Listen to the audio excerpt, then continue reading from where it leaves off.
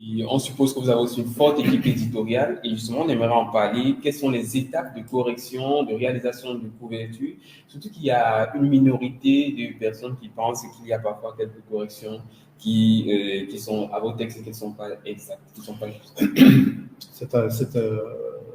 Cette question est très importante, elle est cruciale. Elle est cruciale. Tous les manuscrits que nous recevons passent en correction, tous, systématiquement. Et la manière dont ça se passe est celle-ci. Nous commençons par passer le fichier de texte dans un logiciel professionnel de correction. Première étape. Ce logiciel va nous corriger de façon automatique. Et là, il n'y a pas d'intervention humaine.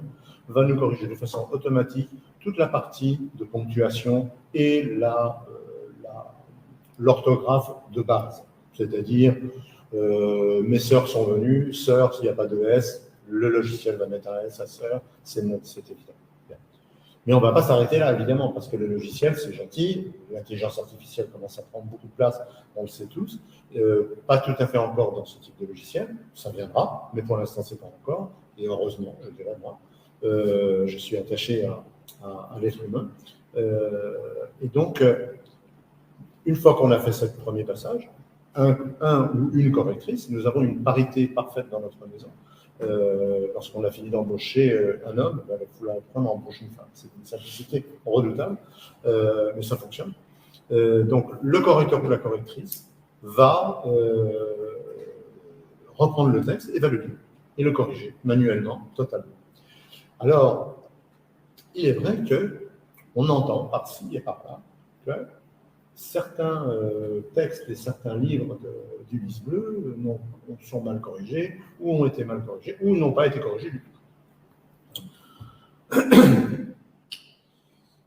Comment dire, sans être des aveugles qui que ce soit, nous recevons énormément de manuscrits. Certaines fois, on n'a jamais autant écrit qu'aujourd'hui. Il faut s'en rendre compte. C'est quelque chose de phénoménal. Autant on a eu peur il y a 5 ou 10 ans de ça, que l'écriture SMS et autres nous tuent, et les mails nous tuent, pardon, autant finalement c'est l'effet inverse qui s'est révélé. Et aujourd'hui, on n'a jamais autant écrit. Alors la Covid est passée par là, a encouragé les choses. Certaines personnes à écrire. Voilà, bien sûr. Mais aujourd'hui, qu'est-ce qui se passe? On reçoit des manuscrits. Comme je vous ai dit, on en refuse beaucoup. Ce n'est pas par hasard. C'est parce que ça a été écrit comme on parle, je dirais. Voilà. Et puis ensuite, on reçoit des manuscrits qui sont magnifiques, qui sont construits, réfléchis, calculés, où on a relu, repris, on sent qu'il y a eu un travail de fond très long qui a été fait par l'auteur. Et puis ensuite, on reçoit des manuscrits qui sont d'un intérêt évident, de par le style qui est utilisé, souvent extrêmement moderne, et c'est ce que je dois dire que je recherche le plus. Donc de très beaux textes, mais malheureusement écrits avec des tonnes de fautes d'orthographe ou de grammaire. Et c'est fréquent, très fréquent, c'est pas du tout une marge, c'est pas 10%, c'est peut-être la moitié de ce que nous recevons. Ces livres, lorsqu'ils passent au comité de lecture, ils sont retenus par le comité de lecture.